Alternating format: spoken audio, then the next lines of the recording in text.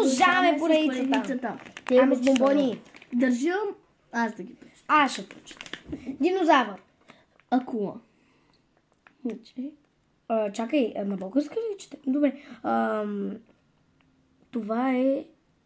че не се вижда. Това е мечка.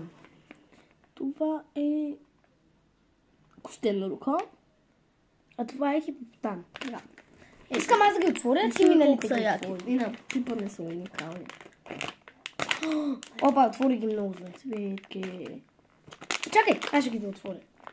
Стига бе. Ти отвори миналите. Аз първа ще се взема, защото ти първа се взема. Чакай само да ги отворя. Че много самотон да ги отворя. Да. Не са толкова много.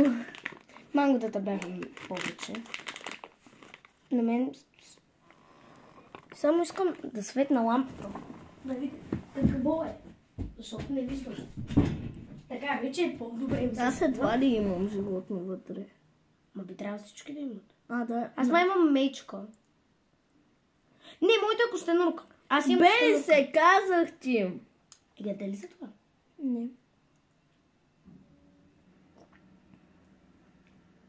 Яде се как? Сега. Аз имам... Не искам да го бивам с пръсти. Или ще го бивна. Аз май имам хипотам. Или? И аз ме имах. О, майко, опитай го това. Това е мече! То е твърдо и после става мекичко такова, хубаво.